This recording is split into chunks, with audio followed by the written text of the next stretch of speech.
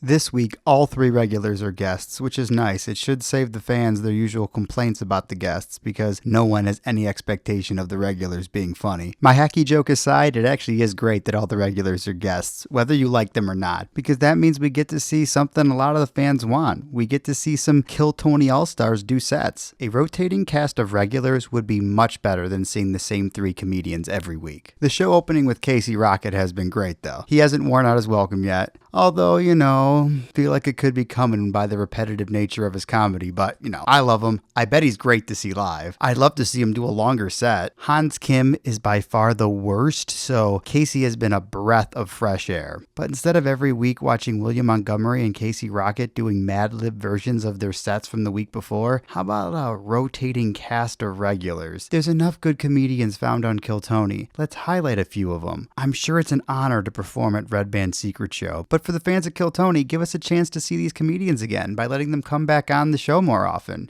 If they're good, bring them back. And as soon as the episode starts, my thoughts are validated. David Jolly comes out as the first comedian, someone who should be part of the rotating cast of regulars, and he performs an actual minute of stand-up comedy. We ain't had the internet growing up. You know who raised us? It was PBS. Remember the Magic School Bus? That bitch Miss Frizzle wasn't nothing but a goddamn hippie, man. I bet that bitch had a bush on that beaver. Bushy beaver, bitch. She ain't teach them kids nothing. I ain't see no syllabus, no notebook, no nothing. All they doing is flying in and out of frogs' assholes all damn day. Remember the first gay couple on PBS? Bert and Ernie. Them niggas was homosexuals. The real kind, too, with the dick in the booty, you know what I mean? The real fucking kind. It's thought out. It's written material with tags. Actual stand-up comedy. You can tell it's been worked out a bit. Yeah, well, the last 30 seconds about gay Bert and Ernie could use some work. I remember one episode they had Ernie on there, right? He got a rubber ducky. He just having a good old time. He go Bert freak ass and bust in the bathroom. Hey, Ernie, hey. Hey, how you doing there, big boy? You got a lot of muscles on you, don't you? Yeah. Need a little help with that lower back? Then they cut the commercial, all you hear is, yeah, you little twink bitch, yeah. All right, I'm sorry. It was still pretty funny. Comparing that to what Cam Patterson tries to do, Jesus, there is no comparison. Shit made me laugh out loud about Miss Frizzle's bush. Bushy beaver, bitch. The first bucket pull of the night starts out by doing one of my favorite things. He starts by throwing his hands up in the air like, yeah! So many guys walk up to the mic doing this. It is such a douche move. It's like they're celebrating themselves. Oh, it is a tell that the comedian will be terrible. Nothing else to really say about this guy. Just another dude who's been doing stand-up comedy for too many years and has nothing to show for it. Equally uninteresting interview. The second bucket pull is fun. Middle-aged white guy who got a face tattoo because he's a fan of Lil Peep. What made you get A tattooed on your face? I really had just gone through a divorce, and I was a big Lil Peep fan, and he said something. You were? Yeah, You well, I am. He died, so he died. How are you a big Lil Peep fan? You're a white guy, am I correct? I know, I love Lil Peep. You're He just was a great straight rapper. white. You're a straight white male, am I correct? Yes. He's like a walking punchline. Feels like a character created in a TV writer's room. He's like an SNL character that failed for being too broad and on the nose. If a middle-aged Lil Peep fan with a face tattoo popped up on Weekend Update, I would be like, no, I'm not buying it. So crazy guys like this exist in the real world. Better than the face tattoo was his unnecessarily large tattoo of Miss Piggy cooking bacon. For me, the funniest part of this interview was Casey Rocket questioning why the guy's tattoo is so big. Why is it so big? It's so big. It's huge. It hurt like a motherfucker. It really is. Why does it have to have this large backdrop behind Miss Piggy? Is it a cover-up? It is just awful. The third bucket pull is an ideal interview for Tony. He has plenty to talk about, and he's not shy about it. He tells drug-fueled stories. The first is about getting beat up by escorts in Colombia. I've been on a month-long or a year-long motorcycle trip through South America, so I just got back here. What's some crazy shit that you saw? How many times did you get robbed? Actually, I got robbed 0 times, but like I said, I did get beat up by some escorts in Colombia. Like, Women? Women, yes. Escorts? Escorts, yeah. Yeah. So how did that go down? Well, I was sober for a month, right? I've been going in and out of sobriety, and I was like, let's do a month-long sober in Medellin, Colombia, which is kind of hard. And then I broke sobriety and went on a 3-day coke bender, and these escorts beat the shit out of me. Why did they decide to beat the shit out? Because they wanted more money, and I was like, I'm not going to give you more money. You guys should leave. And then they got aggressive. And of course, Brian just has to be a pervert and ask if it was hot. My goodness. How big were they? Oh, they were much smaller than me. Not their thighs and ass, but Was it everything hot? else. What's that? Was it hot at all? Like, I was panicking. I was panicking. Like I said, the cops got involved. Yeah, he's getting beat up. It was really hot. And then he reveals maybe a little bit too much and talks about having a threesome with a trans woman who he claims he made keep her clothes on because he really wants to come across like he's not gay. So in Thailand, any ladyboy action there? Oh yeah. Yeah. Tell us about that. Yeah, Let's yeah. get into that a Okay. little bit. Since I'm up here, when I was in Germany, I did mess around with a trans woman. So. Yeah. Let's talk about that. Yeah, so again, cocaine was involved and alcohol. I went to a whorehouse in Munich, Germany, and I was with this nice, fine young lady from Italy or something. And then this transgender lady comes over and she's like, "Can I come too?" And I was like, "No." And then I went Could you back. tell that she was transgender? Yeah, no, you could tell, but she looked very feminine. She was very beautiful. How could you tell if she looked very feminine and very beautiful? Just like the Adam's apple, some of the Okay. jawline, like. But you were with a beautiful Italian girl, you said, and you were leaving. Yeah. And the trans German girl says, "Can I go with you?" Yeah, she wanted to do a threesome, and at first I was like, no, but then I went in the room, snorted a couple lines of coke, and I was like, hey, let's get that girl back. Right. That's not even a threesome. It's kind of a foursome. Yeah. It's kind of like having a chick, and another dude. Yeah. And you. Yeah. That's a lot. That's a lot of parties. Two Yeah. sets of tits, 2 sets of dicks. It's a wild threesome. That's fucking, the math on that is insane. I lost count, so. Yeah, absolutely. Yeah. So you're sucking her cock. And then what happens? So I laid down some ground rules when she came back. When Yeah, of course. Nothing better than lines of blow and ground rules. Sure. Listen up. Yeah. No, I was like, okay, listen, keep your clothes on. You can suck Wait, this is one of your ground rules? Yeah, Keep yeah. your clothes on? Because I didn't want to be like, she takes it off and they're like, oh no, you're actually a guy, and be turned off. So I was like, the real girl can take her clothes off, that stuff. So, and yeah, she sucked me off, so. This is unbelievable. It's like, okay, here's some ground rules. Keep your clothes on, suck my dick. Let's go. What was up with the beautiful Italian girl? I think we're like making out, well, yeah. Right. You're Yeah. making out. You're like, totally a woman. Yeah. I'm not gay. Right. Not gay at all. Nothing gay about that. Totally got to keep everyone's clothes on. Everyone knows that if the clothes are on, it ain't gay. Tony really doesn't spend that much time talking to this guy, but he got everything out of him that he needed to. I mean, he did what he needed to do with this guy and got like everything he possibly could out of him, it seemed. I mean, what more are you going to do to top those two stories? But he was in and out pretty quick. Oh, goody. Uncle Laser. A perfect example of why there shouldn't be the same regulars on every week. Uncle Laser is fine in small doses. He's not really a stand-up comedian, though. He's a funny caricature. I couldn't imagine seeing his gimmicky WWF promo of a set every week. There's never any real joke. It's always just some rambling coke story. The rocks end up being crack.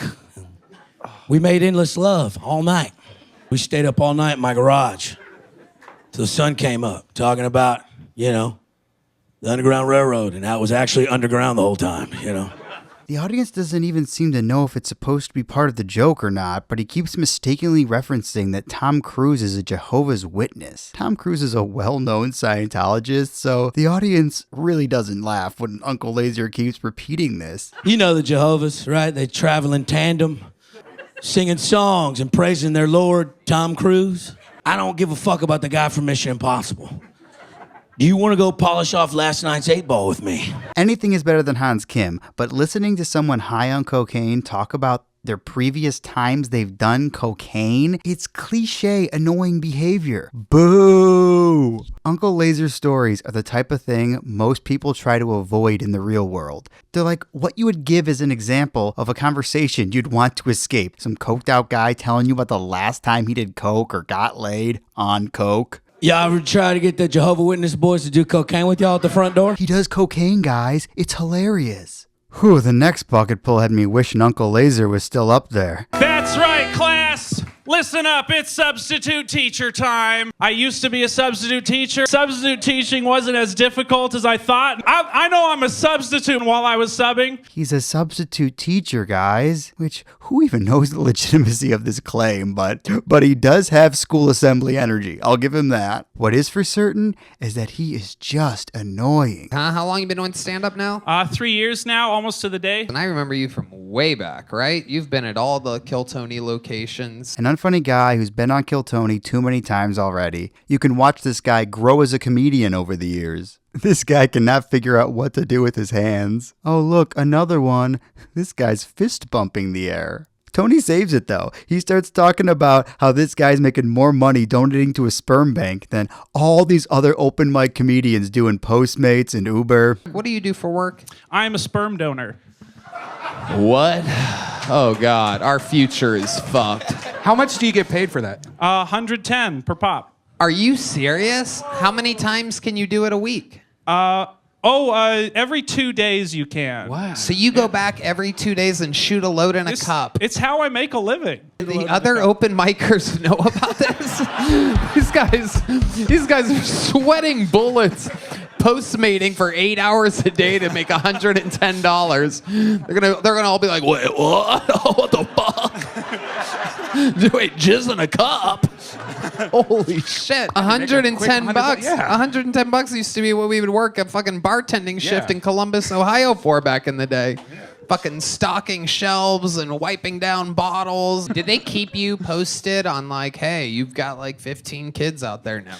Oh, well, I did tick the box that when they're 18, they can come say hi. He's like, I'm a substitute teacher. After that buffoon, we get the set of the night. So I've always wanted to commit an obscure crime like mail fraud. Ironically, mail fraud's also what my dad calls trans people. For the longest time, I thought social worker was a politically correct way of saying prostitute. So when I found out that my older sister was going to school to be a social worker, I was like, Dad, are we okay with this? And he's like, yeah. I'm like, is Grandma on board? He's like, Grandma actually suggested it. She thought she'd be great at it. So for 3 years, I thought my older sister was going to school to be a whore. Turns out she's just working with them. So, thank you. I'm Roman Schmidt. Wow. Okay. The Kill Tony debut of Roman Schmidt. Mail fraud was funny, and the rest was great. His two best jokes are about misunderstanding a word. A lot of classic jokes use that premise. Funny modern take on an old style of joke. This guy does not look like he's going to have a fun interview, though. But it actually starts off good. He starts with shitting on his job. They're not giving him any hours, so he doesn't give a fuck. What's Holy Moly like? What's it like over there? It's okay. Oh, okay. Quite the salesman. Yeah. Unbelievable. They got like, They're going to love your ringing endorsement. yeah, I'm working one shift for the next 2 weeks, so I don't know if they really want me either. It's pretty much a hoot still. It's still fun. A bit of a stumble when he starts talking about how he likes some athlete's girlfriend. What does your dream girl look like? What does she look like? Gia Duddy, you know, look her up on Instagram. That's Is that just a normal girl? Let me see this. I like the curly hair. Have That's you what met I'm. this girl or something? No, she was on the draft like a year ago. What draft? Will Levis's girlfriend. She's all right. I like curly hair. That's why I'm. You like curly Yeah. hair. There Yeah. we go. You could have just said that. I know, but You're like stalker Wow. energy now, aren't you? Yeah. I'm a big sports guy. I love the draft. It's not good when Brian Redband calls you a stalker. Then, unexpectedly, this becomes a great interview. He starts talking about these school shooting drills at his high school in Wisconsin. It's crazy. The one and only time I ever shot a gun was inside my high school. Okay. Now we're talking. So Tell us more. It was my senior year. I get called to our high school counselor, and I get in. There's like 4 other guys, and our counselor comes in. She's like, "So we're gonna do a school shooting, and you guys are gonna be a part of it." And I like half jokingly go, "Can I be the shooter?" And she's like, "We're not doing that." So we do the high school one. I get pulled out of class later by the middle school counselor, and he goes, "I heard you wanted to be the school shooter." And I was like, "Shit." And I was like, so I was honest. I was like, "Yeah, I said that." And he goes, "Do you want to do that for the middle school drill?" I was like, "Yeah." Like,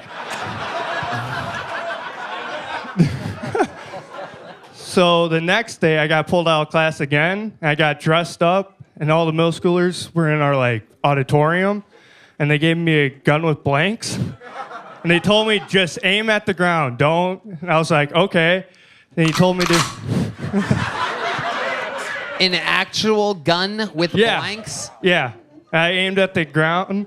He shot one before I entered, and he goes, "Go in there." And I blew my load way too fast. It was bang, bang, bang, bang, and it was out.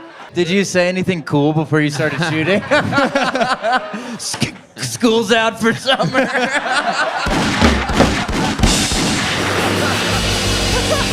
Absolutely insane that they would give you a real gun. This was in Wisconsin? Yeah. Yeah, it's like the second craziest school shooting drill we had. What was the first craziest? They didn't tell us we were having a school shooting drill. Oh, shit.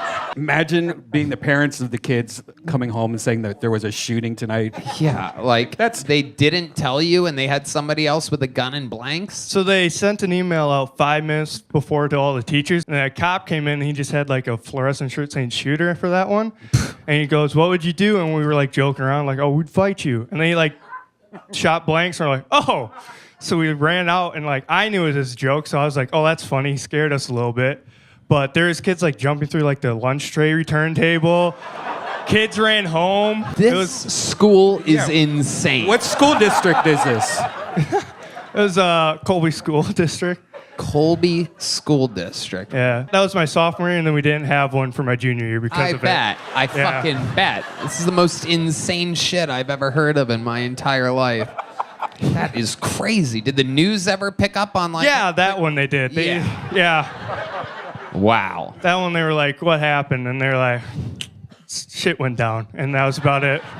Staff at Colby High School are changing how they conduct active shooter training after students and staff thought last year's training was real. It's not going to be the surprise one like we had 2 years ago, so hopefully everyone is okay, because I know a lot of people got anxiety and were really upset about the last one. Last year, students and staff weren't notified of the training, which the school has since apologized for, saying they wanted to get an authentic response. It's really scary because you don't ever think it's going to happen here, and for us to be training about it makes it feel like it's going to happen, and I hope it never does. Elementary school kids practiced with a bad wolf rather than a shooter. The dude in the Grateful Dead shirt had the most cringe-worthy set of the night. Tony laughing at him helped break the awkwardness, though. See, you kick that bitch in the back instead of the face, you won't bleed as much.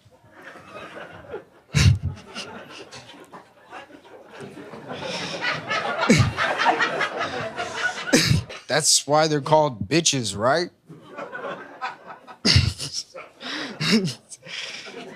Sorry, that was awful. And then his interview's kind of cool. He says he was in Indiana the night before and just drove all the way down to Austin. Yeah, where are you from? Indiana. Indiana. And is that where you still live? Yes, yeah. And what are you doing in Austin? You visiting or what's up? To be honest, I was watching Kill Tony last night, and I was like, I'm gonna go to that. And you were watching last night? Last night. And you're like, I'm gonna go to that tomorrow in Austin? Yes. You were in Indiana last night I watching haven't slept, YouTube, and you're Yeah. like, I'm gonna go to that tomorrow. Yep. And you bought a ticket last night, and you flew here today. No, I drove. You drove from Indiana? I haven't slept, yeah. I just drove straight here. That is wild. You could have just as easily have been over across the street, standing there, doing nothing, and then you would have had to drive home to Indiana, accomplishing nothing, and instead here you are. He has a quick little bit about being the Mexican Casey Rocket. Mexican Casey Rocket. Here he is, ladies and gentlemen, Mexican Casey Rocket. I feel like a Percocet with a dick. Tony gives him a chance to do another joke, and he ends up kind of killing. this is gonna sound bad, but women tend to ask their significant other, hey, so would you love me if I was in like a beetle? Would you love me if I was a cricket? Would you love me if I was, you know, some inanimate object? So, fuck. So there's a better way to ask your man that question. You ask your man, would you still love me if I was a gay, big, black man with a fat cock? See, like, if my girlfriend asked me that, I love her to death, but if she asked me that, I'd be like, why are you going through my phone? What? Thank you. Look out there. Look at those people. Thank you. What the fuck? I think it was more based on the energy of the room surrounding him, but cool night for this kid. Something he'll remember fondly forever. Ah, Mexican Casey Rocket. The next guy was on recently and got a big joke book. He talks a lot about shooters and politics, which makes sense because the dead look in his eyes and monotone delivery sound like the ramblings of someone before they do a murder-suicide. I've met someone who's met Lee Harvey Oswald, and now you've met me, so you're welcome. I like to drive past Dealey Plaza, and I like, the CIA killed the president here. Usually I get like, isn't he a conspiracy theorist? And I was like, you'd be a conspiracy theorist too if the CIA killed your dad and your uncle. The audience didn't like him, but Tony acted like he was good. Yeah, it was great.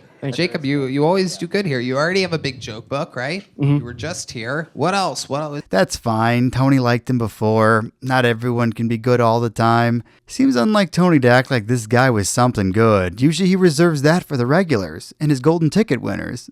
The guy has a girlfriend who does comedy, and for some reason, Tony is interested in that. It can be a fun thing to do, but at this point, Tony's already declared he's rushing through bucket pulls and doing a lightning round, so the whole fun part of bringing someone's boyfriend or girlfriend up is to see the dynamic of the relationship and watch Tony fuck with them. Instead, now we just have to watch this unfunny guy's girlfriend do a set. There goes Jacob Cantor, ladies and leave gentlemen. right now? Yeah. Took a while. Should I leave right now, or? Oh, Jesus, this guy's the energy of a hacky 90s club comic. Now, women and wine, they have the same quality where as they age, they get older. Day by day, you would think they had already peaked, but they do somehow become even more expensive.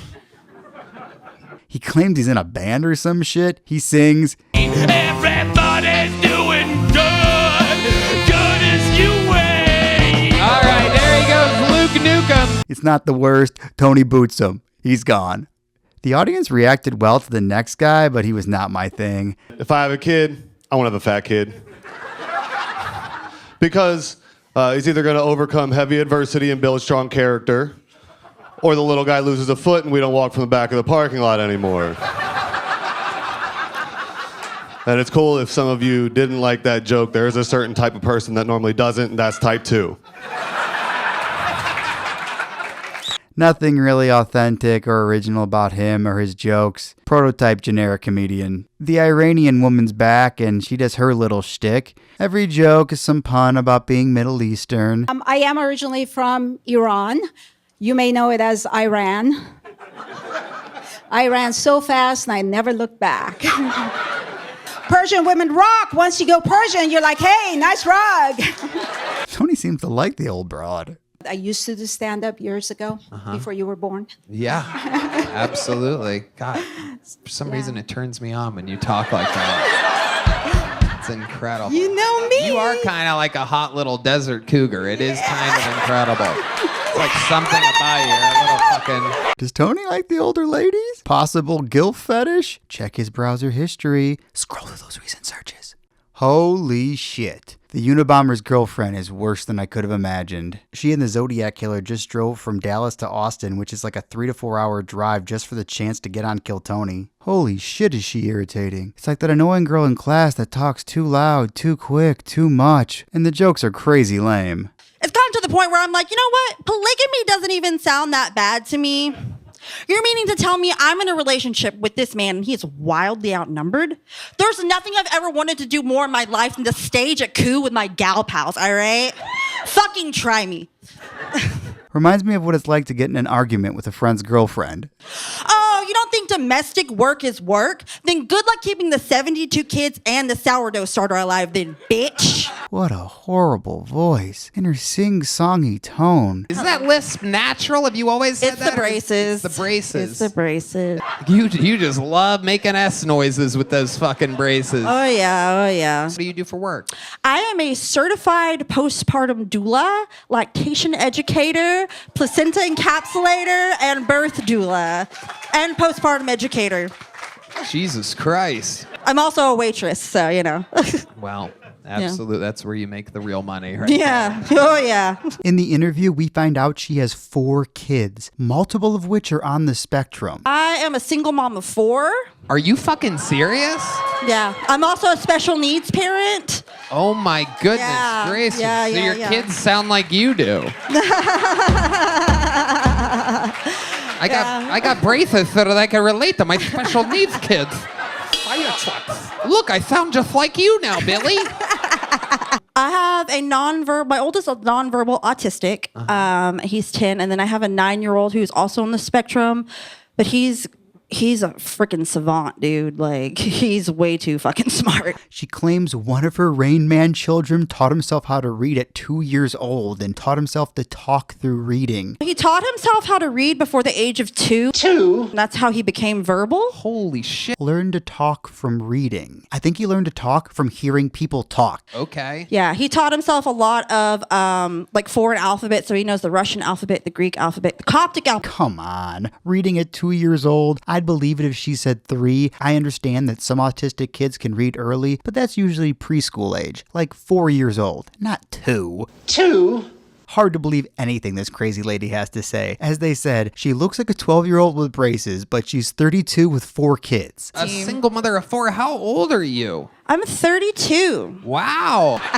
You seem younger than 32. Sunscreen, you know? Fucking glitter in the hair. Nigga, she looks 12. Yeah. It's the freckles, the glasses, the braces. It's just, I'm an anomaly. Glasses, the braces. Glad this lady decided it would be a good idea to create multiple developmentally disabled versions of herself. The first autistic kid wasn't enough. 1 half-tard wasn't good. Let's have 4 more and more. That's just what the world needs. What's the goal? That each kid is exponentially more on the spectrum until the last one is straight retarded? Congrats, ma'am. You've done it. The boy's a retard. And maybe I'm being too harsh, but am I wrong? Did she need to create 4 mutations of herself? Did this woman need to be a single mother of 4? She's not exactly mother of the year. She's a 32-year-old waitress, which is fine, but not when you have 4 kids to take care of that you'd rather ditch at home on a weeknight so you can pursue your unrealistic comedy dreams and drive like 8 hours round trip back and forth across Texas with a slim chance of maybe getting on Kill Tony. How about working on your material first and then abandon the kiddos for your dream? The episode ends in the worst way possible, closing out the show with Hans Kim. Thank God they didn't dedicate a long ending segment like they usually do for William Montgomery, because I really had a hard time watching just the 4 minutes Hans Kim was on this episode, and that was it. He was literally on for 4 minutes. I usually skip Hans Kim completely. I find him unwatchably smug. His general aura skeeves me out. I can't stand him. He is a truly unlikable human being, but if I'm going to be commenting on these episodes, I have to at least try and watch him. It is funny that he was only on for 4 minutes, including his stand-up set. I know Tony was trying to get through bucket pulls quickly, but it's an unusually short appearance for the closing of Kill Tony. It's just like they know Hans Kim has nothing to bring to the table. P. Diddy is getting charged with sex trafficking, which apparently is a big deal. I just don't think that's the worst thing he did. You know, whenever someone gets charged with sex trafficking, it's like they're saying, hey, it's okay to molest people, just don't take them sightseeing, okay? Hans Kim has barely been on this show in months, and this is his best joke. This timely 2-month-old P. Diddy story. Sex trafficking sightseeing joke doesn't even make sense. And what a lame way to bring up this lame sex trafficking joke. An outdated P. Diddy reference. He doesn't even work P. Diddy at all into the joke. It's just a really bad setup. Not funny. Just a nothing of a set. In his interview, he says he wants to come back on the show more often. Yeah, of course he does. I feel great, Tony. Thank you for having me back. I'd love to come back more. Cocaine's pretty expensive. Are you back on it? Are you back on the hard stuff, Hansi? No. Hans, did you just lie to me, Hans? Yes. He does cocaine now? Jesus. I didn't think he could become more unlikable. What have you been doing lately with the cocaine, Hans? You've been doing some dirty 6th Street blow? Yeah, I mean, there's pretty good stuff here. This is a good street for coke. What do you do after you do? Casey mocking him is funny, though. I recently went to Eeyore's birthday. Eeyore from Winnie the Pooh? Yeah. You guys... Is that what you're saying? Eeyore? Yeah, it's like a thing here. And you do cocaine and you went to Eeyore's birthday? That's awesome. That's so cool. I was definitely right about the regulars as panel guests. They were pretty much nothing. Casey was by far the best. William Montgomery maybe said like 2 words. Cam was fine. I was expecting David Lucas to be one of the regulars, which, yippee. Some jokes about Tony's turtleneck booty hole. Hilarious. Carlin Caliber art compared to Hans Kim, though. For me, Hans Kim is the definition of unwatchable. It's so weird when Joe Rogan brags about him. I understand Joe loves that his comedy club is the home for the #1 live comedy podcast in the world. He is legitimately proud of his old friends Tony and Brian. And he should be, but Hans Kim? Shout out to our boy Hans Kim. Becomes a regular on Kill Tony. Shows incredible work ethic, like we were talking about before, just putting in the time and the effort.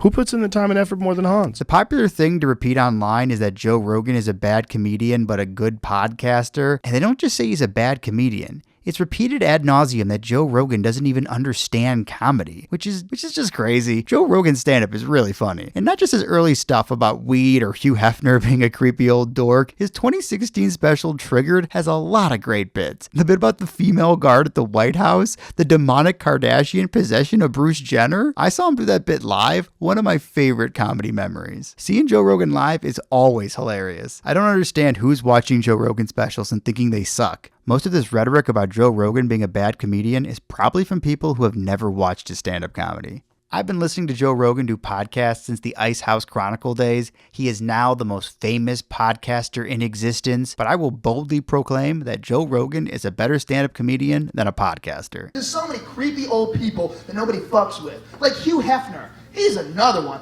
If that guy was young, Jesus fucking Christ, that guy is a fucking dork. He's a dork.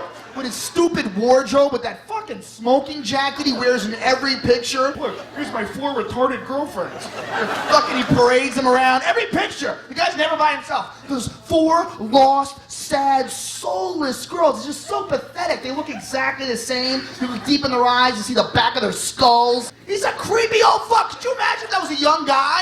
Could you imagine if that was like Brad Pitt? Imagine if Brad Pitt had like 4 retarded girlfriends and a smoking jacket in every picture.